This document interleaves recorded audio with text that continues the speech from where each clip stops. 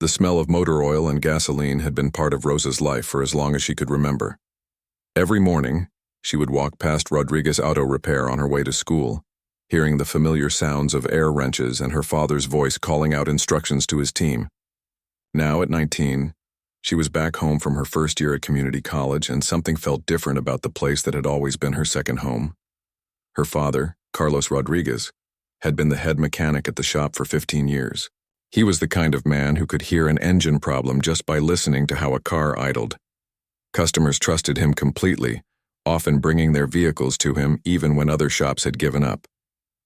Rosa remembered countless evenings when her father would come home with grease under his fingernails, tired but satisfied, telling stories about the cars he had brought back to life that day. But lately, those stories had become fewer and far between. Instead, Carlos would sit quietly at the dinner table pushing food around on his plate while Rosa's mother, Elena, shot worried glances between them. The family's small apartment above the corner market felt heavier somehow, filled with unspoken concerns about what was happening at the shop. The trouble had started 6 months ago when Frank Morrison took over as the new manager. Morrison was a businessman, not a mechanic, and he made sure everyone knew it.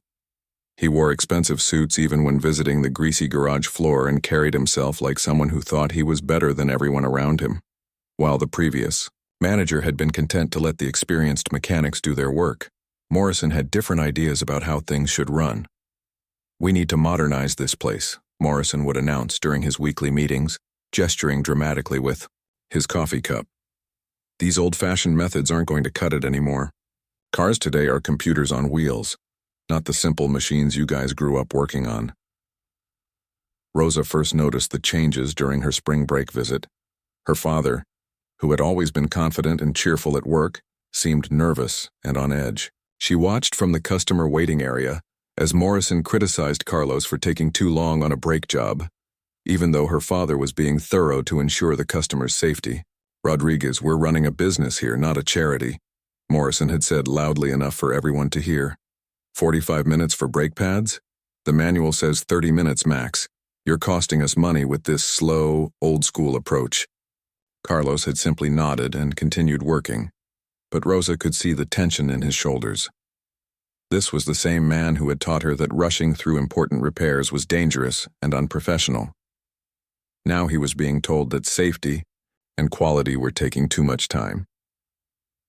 The situation got worse during Rosa's summer break. She had planned to spend her vacation helping out at the shop, learning more about the practical side of mechanics to complement her engineering studies. But Morrison made it clear that he didn't want kids playing around in his workplace. Instead, Rosa found herself hanging around the edges, organizing tools and cleaning parts while watching the dynamics of the shop change day by day. Morrison had started bringing in younger mechanics, guys fresh out of technical school who were eager to impress and willing to work for less money. He would praise them loudly for completing jobs quickly, even when Rosa noticed they were cutting corners or missing important details. Meanwhile, the experienced mechanics like her father were increasingly treated as obstacles to progress. "Look at Tommy over there," Morrison would say, pointing to one of the new hires. "Got that oil change done in 12 minutes flat. That's the kind of efficiency we need around here." Rosa wanted to point out that Tommy had forgotten to check the air filter and hadn't noticed the customer's worn belt, but she knew it wasn't her place to speak up.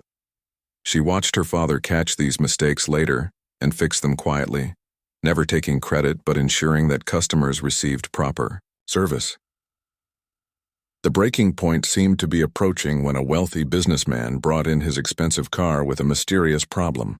The vehicle was a high-end model, the kind that cost more than most people made in 2 years. It had already been to 3 different dealerships, but none of them could figure out what was wrong. The car would run perfectly most of the time, but occasionally it would suddenly lose power and start running rough. Then, just as mysteriously, it would return to normal operation. The computer diagnostic systems showed no error codes, and the problem didn't happen on a predictable schedule.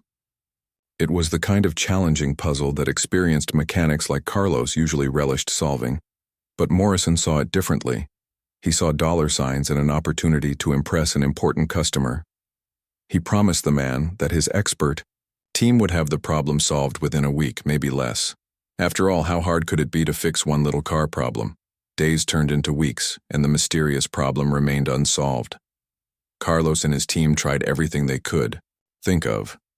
They replaced sensors, checked connections, tested fuel systems, and even brought in specialists from the dealership. Nothing worked.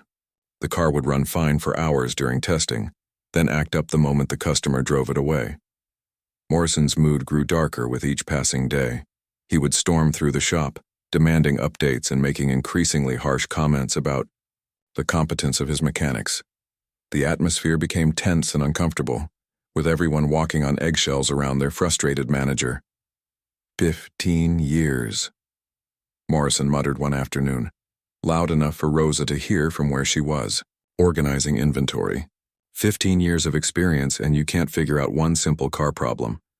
Maybe it's time to bring in some fresh blood, people who actually understand modern vehicles. Rosa felt her cheeks burn with anger on her father's behalf. She had grown up watching Carlos solve impossible problems that had stumped other shops. He had a gift for understanding how machines worked, an intuitive sense that couldn't be taught in any classroom. But Morrison couldn't see past his own frustration and embarrassment. The tension in the shop was affecting everyone. The other mechanics started making mistakes they wouldn't normally make, nervous about Morrison's constant criticism. Customer service suffered as everyone focused more on speed than quality. Rosa could see that her father was carrying the weight of everyone's problems on his shoulders, trying to maintain standards while dealing with impossible expectations. At home, the stress was taking its toll on the whole family. Carlos would sit in his favorite chair after dinner, staring at the television without really watching it. Elena would try to lighten the mood with stories from her job at the hospital, but even her cheerful nature couldn't completely lift the cloud that had settled over their small apartment. Rosa knew she had to do something, but she wasn't sure. What? She was just a college student, barely finished with her first year of engineering classes. What could she possibly contribute to solving a problem that had stumped experienced mechanics and expensive diagnostic equipment? But as she watched her father's confidence slowly crumble under Morrison's constant criticism, Rosa felt a determination building inside her. She had inherited her father's love of solving puzzles and her mother's stubborn refusal to give up when things got tough. Maybe it was time to put those traits to good use. The expensive car sat in the corner of the shop like a silent challenge, its sleek lines hiding whatever secret was causing all this trouble. Rosa found herself staring at it during quiet moments, wondering what everyone else had missed. Somewhere in that complex machine was an answer that could change everything for her family and the shop they all cared about. The morning started like any other Tuesday, with the summer heat already making the concrete floor of the garage feel warm under Rosa's feet. She had arrived early to help organize the parts inventory, a job that Morrison had grudgingly allowed her to do since it didn't involve actual mechanical work. The familiar sounds of the shop coming to life filled the air, the hiss of air compressors, the rattle of toolboxes being opened, and the gentle hum of the radio playing in the background. Carlos was already under the hood of the mysterious, expensive car, his weathered hands moving carefully as he checked connections for what must have been the 100th time. Rosa could see the frustration in the set of his shoulders, the way he moved just a little slower than usual. 3 weeks had passed since the car had arrived, and Morrison's patience was wearing thinner each day. The other mechanics were giving the expensive vehicle a wide berth, afraid to get too involved in what had become Morrison's personal crusade. Tony, the youngest of the experienced mechanics, had whispered to Rosa the day before that he was thinking about looking for work somewhere else. The atmosphere in the shop had become toxic, and everyone could feel it. Rosa was sorting through boxes of spark plugs when she heard Morrison's voice echoing from his office. He was on the phone again, probably with the car's owner, making promises he wasn't sure he could keep. His voice carried an edge of desperation that made Rosa's stomach clench with worry for her father. "Yes, sir, I understand your frustration," Morrison was saying, his voice loud enough to be heard throughout the shop. "But I assure you, we have our best people working on this. Rodriguez has 15 years of experience, and we've brought in specialists from the dealership. We'll have this solved very soon." Rosa watched her father's hands pause in their work. She knew he could hear every word, knew that each promise Morrison made was another weight on his shoulders. The car owner was getting impatient, and there were rumors that he was considering taking his business elsewhere and demanding a refund for all the work they'd already done. The phone conversation ended with Morrison slamming the receiver down hard enough to make his office windows rattle. Rosa pretended to be busy with her inventory work, but she could feel the tension building like pressure before a storm. She didn't have to wait long to see what would happen next. Morrison burst out of his office, his face red with anger and embarrassment. He marched straight to where Carlos was working, his expensive shoes clicking against the concrete floor. The entire shop seemed to hold its breath as he approached the expensive car. "Rodriguez." Morrison's voice cut through the morning air like a knife. 3 weeks. 3 weeks I've been telling this customer that you would solve his problem. Do you have any idea how this makes me look? Carlos straightened up slowly, wiping his hands on an old rag. Rosa could see the exhaustion in his eyes, the weight of all the pressure he'd been carrying. "We're doing everything we can, Mr. Morrison. This is a complex problem, and we want to make sure we fix it right the first time." Complex problem. Morrison's voice rose, and Rosa noticed that the other mechanics had stopped what they were doing to listen. "It's a car, Rodriguez. An engine with some wires and computers. How complex can it be?" Rosa felt her cheeks burn with anger. Morrison clearly didn't understand the first thing about modern automotive systems, yet he was criticizing her father for being thorough and careful. She wanted to say something, but she knew it would only make things worse for Carlos. "Maybe. The problem isn't with the car," Morrison continued, his voice getting louder and more hostile. "Maybe the problem is that some people around here are stuck in the past. Maybe what we need are mechanics who actually understand modern technology instead of old-timers who learned everything they know from cars that don't even exist anymore." The insult hung in the air like smoke from a backfiring engine. Rosa saw her father's jaw tighten, saw the way his hands clenched the rag he was holding, but Carlos just nodded quietly and turned back to the car, refusing to take the bait. That's when Morrison noticed Rosa standing by the part shelves, wearing her father's old coveralls that were too big for her small frame.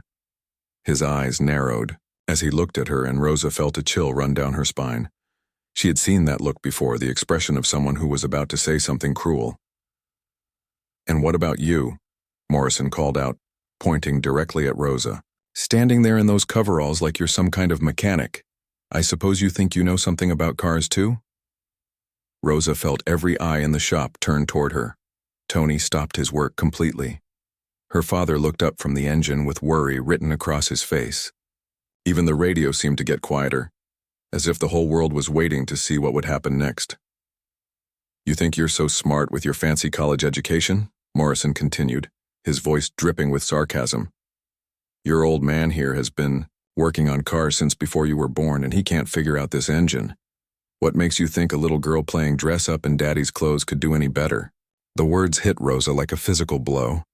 She felt her face flush with a mixture of anger and embarrassment. Morrison wasn't just attacking her. He was using her to hurt her father even more. She could see Carlos starting to move toward them, ready to defend his daughter, but Rosa held up her hand to stop him. Something inside her snapped at that moment. All the weeks of watching her father's confidence crumble, all the mornings when he came home looking defeated, all the fear and worry that had been building in their small apartment, it all crystallized into a moment of perfect clarity. "Give me 3 days," Rosa said, her voice steady despite the way her heart was pounding. 3 days with that car, and I'll not only fix it, I'll show you exactly why nobody else could figure it out." The shop fell completely silent. Morrison's mouth opened and closed like a fish out of water. Tony dropped his wrench, and it clattered against the concrete floor with a sound that seemed to echo forever. Carlos stared at his daughter with a mixture of pride and terror. Morrison recovered first, throwing back his head and laughing. It was an ugly sound, full of mockery and disbelief. "You?" he said, wiping his eyes. "You're going to solve a problem that has stumped 3 dealerships and a shop full of experienced mechanics? That's the funniest thing I've heard all week." But Rosa wasn't backing down. She looked Morrison straight in the eye, her chin raised with determination. "I'm serious. Give me 3 days and I'll prove that this problem isn't about being old-fashioned or modern. It's about actually caring enough to do the job right." Morrison's laughter died away as he realized she wasn't joking. He looked around the shop, taking in the faces of all the mechanics who were watching this confrontation. Rosa could see the wheels turning in his head, calculating the risks and benefits of accepting her challenge. "Fine," he said finally, his voice cold and hard. 3 days. But when you fail, and you will fail, your father is out of here. 15 years or not, I'll find someone who can actually fix cars instead of just talking about it." The words hung in the air like a death sentence. Rosa felt the weight of what she had just done settle on her shoulders. She had just bet her father's job on her ability to solve a problem that had defeated everyone else. But as she looked at Carlos, she saw something in his eyes that she hadn't seen in weeks.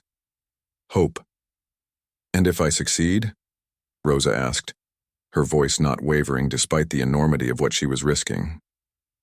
Morrison smirked, clearly confident that he would never have to worry about that possibility. "If you somehow manage to fix that car, I'll give your father the raise he's been asking for and hire you for the rest of the summer. But that's not going to happen, little girl. That's not going to happen at all." The weight of what Rosa had just committed to hit her the moment Morrison walked away, smugly confident that he'd just secured an easy way to get rid of Carlos. 3 days to solve a puzzle that had stumped experienced mechanics and expensive diagnostic equipment. 3 days to save her father's job and prove that determination could triumph over arrogance. That first evening, Rosa sat at the kitchen table with a yellow legal pad, drawing diagrams and making lists while her parents watched nervously from the living room. She could hear their whispered conversations, caught fragments of worry about what would happen if she failed. But Rosa pushed those thoughts aside and focused on what she knew. Her engineering classes had taught her to approach problems systematically, breaking them down into smaller pieces that could be analyzed and understood. While the other mechanics had focused on what the diagnostic computers were telling them, Rosa decided to start from scratch, treating the car like a completely new puzzle. The next morning, she arrived at the shop before anyone else, carrying a notebook and the small toolkit her father had given her for her 16th birthday. The expensive car sat in its corner like a sleeping giant, its polished surface reflecting the early morning light streaming through the garage windows. Rosa's first step was something no one else had bothered to do. She called the car's owner. After explaining who she was and getting permission to ask questions, she spent an hour on the phone learning about exactly when and where the problems occurred. The man was surprised that someone was finally asking for details instead of just diving under the hood. "It's the strangest thing," the owner explained. "The car runs perfectly when I first start it up, even on long highway drives. But if I'm sitting in city traffic on a hot day, after about 30 or 40 minutes it starts acting up. Loses power, runs rough, sometimes even stalls completely." Rosa wrote down every detail, asking follow-up questions that revealed a clear pattern. The problems only happened during specific conditions: hot weather, stop-and-go traffic, and always after the engine had been running for at least 30 minutes. Cold mornings, highway driving, and short trips around town never caused issues. Armed with this information, Rosa began her investigation. She started by studying the car's service history, something the other mechanics had overlooked in their rush to find a quick fix. The records showed that the vehicle had been in and out of dealerships 6 times in the past year, with mechanics replacing various sensors, fuel pumps, and computer modules without success. Carlos watched his daughter work with a mixture of pride and worry. During their lunch break, he approached her carefully, not wanting to interfere but unable to hide his concern. "Mija, you don't have to do this," he said quietly, using the nickname he'd called her since childhood. "Morrison is just looking for an excuse to fire me anyway. You don't need to risk your reputation for my job." Rosa looked up from the wiring diagram she was studying, her eyes bright with determination. "Dad, you taught me that when something is worth doing, it's worth doing right. This isn't just about your job anymore. It's about proving that caring about quality and taking time to understand problems isn't old-fashioned. It's the only way to really fix things." That afternoon, Rosa began the most thorough examination the expensive car had ever received. While previous mechanics had relied heavily on computer diagnostics, She combined high-tech tools with old-fashioned detective work. She borrowed a thermal imaging camera from her college's engineering department, explaining to her professor that she needed it for a practical application of heat transfer principles. The thermal camera revealed something interesting. While the engine was running, there were subtle temperature variations in the wiring harnesses that weren't showing up on conventional diagnostic equipment. Rosa documented everything meticulously, taking photos and measurements, creating charts that tracked temperature changes over time. But the real breakthrough came when Rosa decided to recreate the exact conditions that caused the problem. Instead of running tests in the cool garage, she moved the car outside into the blazing summer heat. She let the engine idle for 45 minutes while monitoring dozens of different systems simultaneously. Tony and the other mechanics gathered around to watch, curious despite their skepticism. Morrison made a few sarcastic comments about playing scientist, but Rosa ignored him completely. She was in her element now, combining her father's hands-on knowledge with her engineering training. The engine bay temperature climbed past 95 degrees. Rosa noticed something on her multimeter readings. There was a tiny voltage drop in one of the wire harnesses, so small that it would be easy to miss unless you were looking for exactly that kind of problem. The drop only appeared when the ambient temperature reached a specific threshold, and it was affecting the signal to one of the engine management sensors. "Dad, come look at this," Rosa called out, her voice filled with excitement. Carlos hurried over, wiping his hands on his coveralls. Rosa showed him the multimeter readings, explaining what she was seeing. "See how the voltage drops just slightly? When the temperature hits this point, it's not enough to trigger an error code, but it's enough to confuse the engine computer. The sensor thinks it's getting one signal, but it's actually getting something slightly different." Carlos studied the readings, his experienced eye quickly grasping what his daughter had discovered. "But why doesn't it show up during normal diagnostic testing?" Rosa smiled, feeling like all her studying was finally paying off. "Because nobody runs diagnostics when the engine bay is this hot. They bring the car inside, let it cool down, then start testing. By the time they hook up their equipment, the problem has disappeared." She spent the rest of the second day tracing that particular wire harness, following it through the engine compartment with painstaking care. The harness was buried deep under other components, making it almost impossible to inspect without removing half the engine accessories. Using a combination of her thermal camera and a borrowed fiber optic inspection camera, Rosa finally found what she was looking for. Hidden deep in the wire bundle, invisible unless you knew exactly where to look, was a section where the insulation had been damaged during manufacturing. The damage was so slight that it only caused problems when the wire expanded from heat, creating just enough electrical interference to confuse the engine's computer system.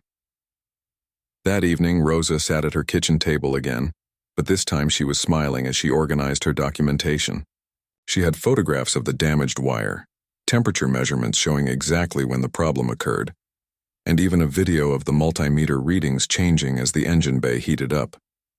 Her parents sat across from her, amazed by the scientific approach their daughter had taken to solving the mystery. Elena brought Rosa a cup of coffee and looked at the neat stacks of papers and photographs covering the table. "You really found it?" she asked, hardly daring to believe that her daughter had succeeded where so many others had failed. Rosa nodded, but her expression was thoughtful rather than triumphant. "I found the immediate problem, Mama, but there's something else. While I was researching this issue, I discovered that this isn't just a random defect. Other people have had the same problem with cars from the same production run." She pulled out a folder of papers she'd printed from automotive forums and technical databases. "I spent hours online last night, and I found at least a dozen cases of identical symptoms in cars built during the same time period. There's even a technical service bulletin from the manufacturer, but it was only sent to certified dealerships." Carlos looked at the papers, recognizing the official formatting of manufacturer technical bulletins. If there's a known fix, why didn't the dealerships that looked at this car know about it? Rosa's expression grew serious. "That's what I'm going to find out tomorrow, Dad. Because I think there's more to this story than just a manufacturing defect. And I think Morrison is going to be very surprised by what else I've discovered." The third day arrived with the kind of crushing heat that made the asphalt shimmer and turned the garage into an oven by mid-morning. Rosa had barely slept, her mind racing with everything she had discovered and what she was about to reveal. She arrived at the shop carrying a laptop bag, several folders of documentation, and a confidence that surprised even her father. Morrison was already there, pacing around his office like a caged animal. He had clearly been counting down the hours, until he could declare Rosa's challenge a failure and finally get rid of Carlos. The expensive car's owner was scheduled to arrive at 2 o'clock for what Morrison expected to be an embarrassing admission of defeat. The other mechanics gathered around as Rosa set up her demonstration. She had arranged several monitoring devices around the car, her laptop connected to diagnostic software, the thermal camera mounted on a tripod, and multiple multimeters positioned to measure electrical signals throughout the engine bay. It looked more like a science experiment than a typical automotive repair. "What's all this fancy equipment supposed to prove?" Morrison asked, his voice dripping with skepticism. "Either you fixed the car or you didn't. We don't need a circus act." Rosa didn't respond immediately. Instead, she methodically connected her final monitoring cable and opened her laptop. The screen displayed multiple windows showing real-time data from the car's various systems. She had spent hours the night before programming the software to track and record exactly what she needed to demonstrate. "Before we start," Rosa said, her voice calm and professional, "I want everyone to see what happens when we recreate the exact conditions that cause this problem." She started the engine and let it idle while explaining her process. Previous diagnostic attempts were done inside the garage where it's cooler, but the customer's complaints only happen during hot weather, in stop-and-go traffic after the engine has been running for 30 to 40 minutes. Tony stepped closer to look at the laptop screen, genuinely curious about Rosa's scientific approach. "So you're going to make it hot enough to actually cause the problem?" "Exactly," Rosa replied, wheeling a large industrial heater toward the front of the car. "We're going to recreate the exact temperature conditions that the customer experiences, and we're going to monitor everything that happens." As the heater began raising the temperature around the engine bay, Rosa explained what everyone was seeing on her various monitors. The thermal camera showed the gradual heat buildup in different components, while the electrical monitors tracked voltage and signal strength throughout the system. Morrison checked his watch impatiently, clearly hoping this demonstration would fail quickly so he could move on to firing Carlos. But as the temperature climbed past 90 degrees, something started happening on Rosa's monitors. "There," Rosa pointed to one of the displays showing electrical readings. "Watch this voltage measurement right here. See how it's starting to fluctuate as the temperature increases." The fluctuation was subtle at first, just tiny variations that would be easy to miss. But as the engine bay got hotter, the voltage drops became more pronounced. At exactly 95 degrees, the engine began to stumble and lose power, just as the customer had described. "I'll be damned," whispered Carlos, watching the demonstration with amazement. "You can actually see it happening in real time." Rosa nodded, her eyes bright with the satisfaction of a puzzle finally solved. "The problem is right here," she said, pointing to a specific wire harness deep in the engine bay. "There's a microscopic crack in the insulation that only causes problems when the wire expands from heat."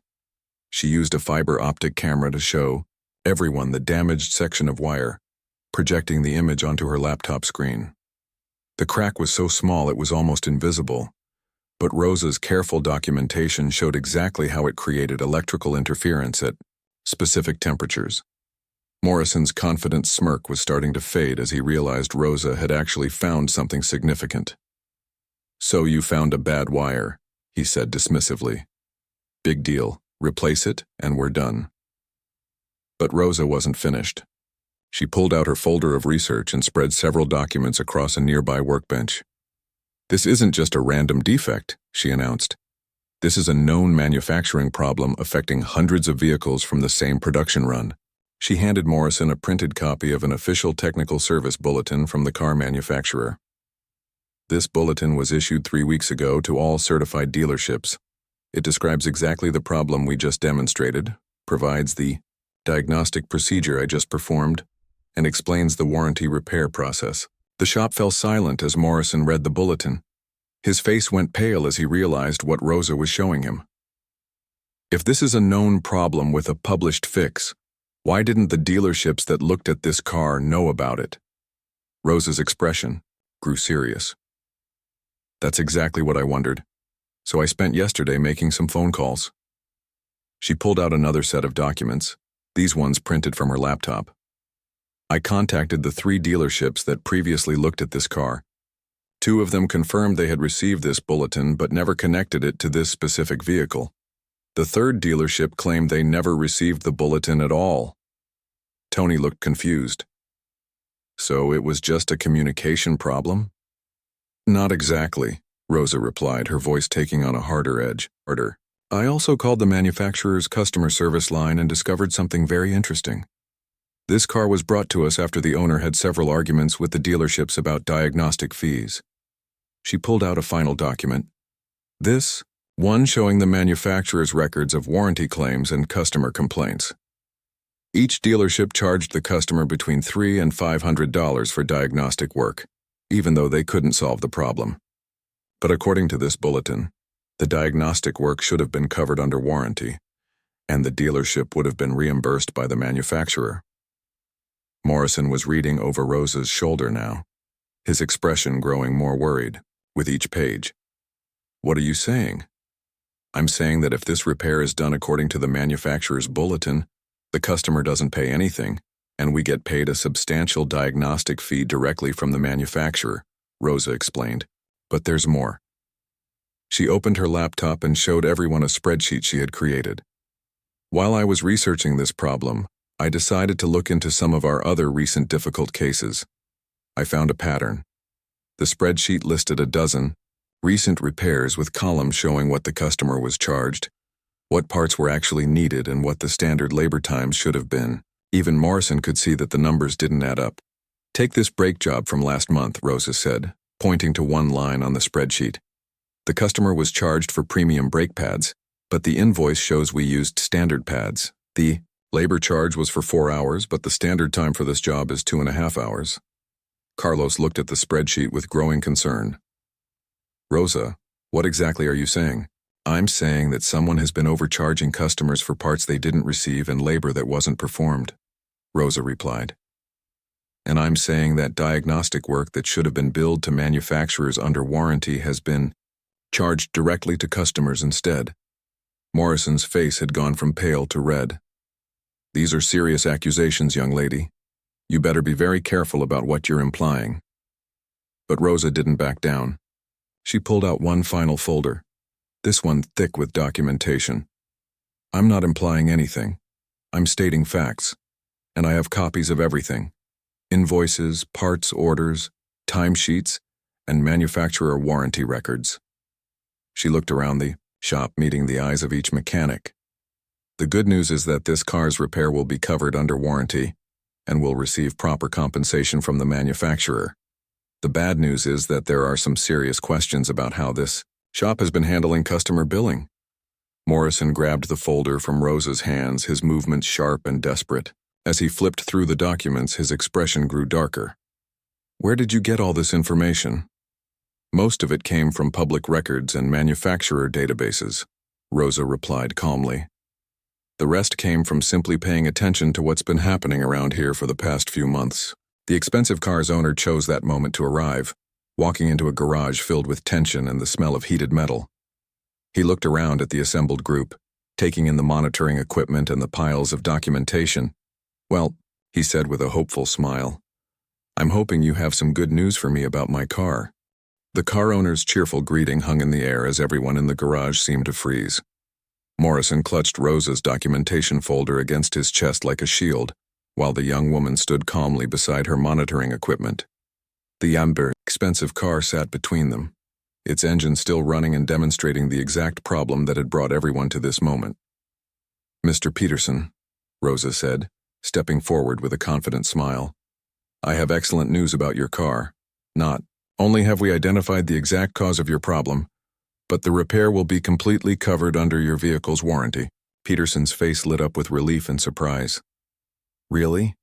The other shops told me it would cost thousands of dollars to fix and they weren't even sure what was wrong.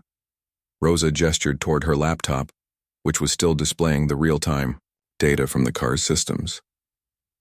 Would you like to see exactly what's been causing your troubles? I can show you the problem happening right now. As Rosa explained her demonstration to Peterson, Morrison's panic was becoming more obvious by the minute. He kept glancing toward his office, probably calculating how quickly he could destroy evidence or come up with explanations for the discrepancies Rosa had uncovered. This is fascinating, Peterson said, watching the voltage fluctuations on Rosa's screen.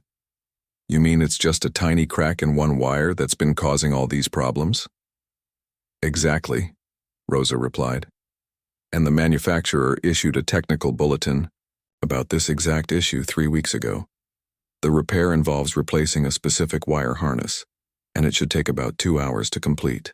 Peterson looked confused. But if the manufacturer knew about this problem, why didn't any of the dealerships fix it? Rosa exchanged a meaningful glance with her father before answering carefully. That's a very good question, Mr. Peterson. It appears there may have been some communication issues. Morrison tried to regain control of the situation. Well, the important thing is that we solved the problem, he said, his voice strained. Rosa here did some excellent detective work, and now we can get your car fixed properly. But Peterson wasn't ready to let the matter drop.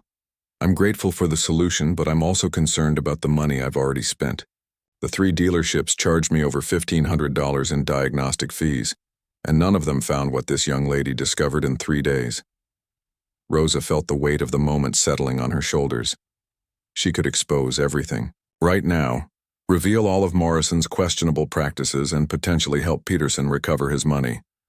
But she also knew that such revelations could destroy the reputation of the shop where her father worked. Mr. Peterson, she said carefully, I think you should know that according to the manufacturer's warranty terms, those diagnostic fees should have been covered. The dealerships should have billed the manufacturer directly instead of charging you. Peterson's expression shifted from gratitude to anger. Are you saying I was overcharged? Morrison stepped forward quickly, desperation clear in his voice. Now let's not jump to conclusions. These warranty procedures can be complicated, and sometimes there are legitimate reasons why costs have to be passed to customers. But Rosa wasn't finished. She pulled out another document from her research. Actually, Mr. Peterson, I took the liberty of contacting the manufacturer's customer service department. They confirmed that diagnostic work for this specific problem should be warranty covered, and they're prepared to reimburse you for the fees you've already paid. The garage fell completely silent except for the sound of the expensive car's engine running its demonstration cycle. Peterson looked from Rosa to Morrison, clearly processing the implications of what he was hearing. You're telling me that not only can you fix my car for free, but I can get my money back from the dealerships that couldn't solve the problem? Rosa nodded.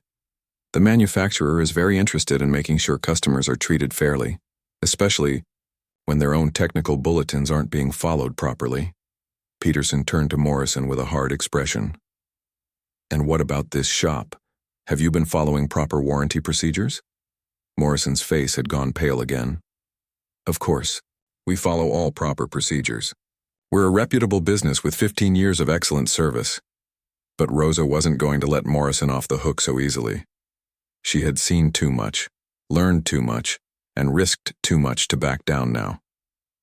Mr. Peterson, since you're asking about procedures, I think you should know that we've discovered some irregularities in how this shop has been handling warranty work and customer billing. Carlos looked at his daughter with alarm. Rosa, maybe we should discuss this privately. But Rosa pressed on, driven by a sense of justice that had been building for weeks. Dad, someone needs to speak up for the customers who've been overcharged and the manufacturers who've been defrauded. This isn't just about one car or one customer anymore. She turned back to Peterson and pulled out her comprehensive documentation. While investigating your car's problem, I discovered a pattern of questionable billing practices. Customers being charged for premium parts while receiving standard ones, labor charges that exceed standard repair times, and warranty work being billed directly to customers instead of manufacturers. Morrison's facade finally cracked completely. You have no right to make these accusations, he snarled. You're just a college kid playing mechanic. What could you possibly know about running a business? But Peterson was examining Rosa's documentation now, his business experience allowing him to quickly understand what the numbers meant. These are serious allegations, he said quietly. If this information is accurate, it represents systematic fraud. Tony and the other mechanics had gathered closer, finally understanding the full scope of what Rosa had uncovered. They looked at each other with expressions of shock and concern, realizing that they had unknowingly been part of Morrison's schemes. I want you to know, Rosa said to Peterson, that the mechanics here, including my father, had no idea about these billing irregularities. They were focused on doing quality repair work, while someone else was handling the financial side of things. Morrison realized that his position was becoming impossible to defend. These are all misunderstandings, he said desperately. Accounting errors, maybe some miscommunications with suppliers. Nothing intentional. But Rosa had prepared for this moment. She pulled out her final piece of evidence, a folder containing copies of everything she had discovered, along with a letter she had already mailed to the state licensing board. Mr. Morrison, yesterday I sent a complete report of my findings to the appropriate regulatory agencies. I included documentation of the billing discrepancies, evidence of warranty, fraud, and recommendations for a full audit of the shop's practices over the past 2 years. The bombshell hit like a physical blow. Morrison staggered backward, the folder of Rosa's documentation falling from his hands and scattering papers across the garage floor. Peterson looked from Rosa to Morrison with growing understanding. Young lady, Peterson said with genuine admiration. You've done far more than just fix my car. You've exposed what appears to be significant fraud that affected many customers. Morrison made one last desperate attempt to salvage the situation. This is all speculation and misinterpretation. Rosa doesn't understand business complexities. I can explain everything if given the chance. But Peterson was already pulling out his phone. I think the first call I need to make is to my attorney. Then I'm going to contact the manufacturer about getting my diagnostic fees refunded. After that, I'm calling every customer I know who's had work done here recently. Rosa felt a mixture of satisfaction and sadness as she watched Morrison's carefully constructed scheme collapse around him. She had set out to save her father's job and prove that thorough, honest work was better than cutting corners. Instead, she had uncovered a web of fraud that would probably shut down the shop entirely. Carlos put his arm around his daughter's shoulders, his voice filled with pride despite their uncertain future. Mija, you did the right thing. Sometimes doing what's right means accepting difficult consequences. Peterson finished his phone call and turned back to the group. Mr. Rodriguez, I hope you know that none of this reflects on your work or reputation. In fact, I'm going to make sure everyone knows that it was your daughter's integrity and skill that brought this situation to light. Within hours, word of Rosa's investigation had spread throughout the automotive community. The shop's owner, horrified by Morrison's actions, immediately fired him and promoted Carlos to manager. Peterson, impressed by Rosa's thoroughness and ethics, recommended the shop to his wealthy friends and even offered to help pay for Rosa's remaining college expenses. By the end of the week, Rosa had job offers from 3 different automotive companies and an invitation to present her diagnostic methods at a regional engineering conference. But more importantly, she had proven that combining education with experience and always putting honesty above profit was the foundation of true professional success.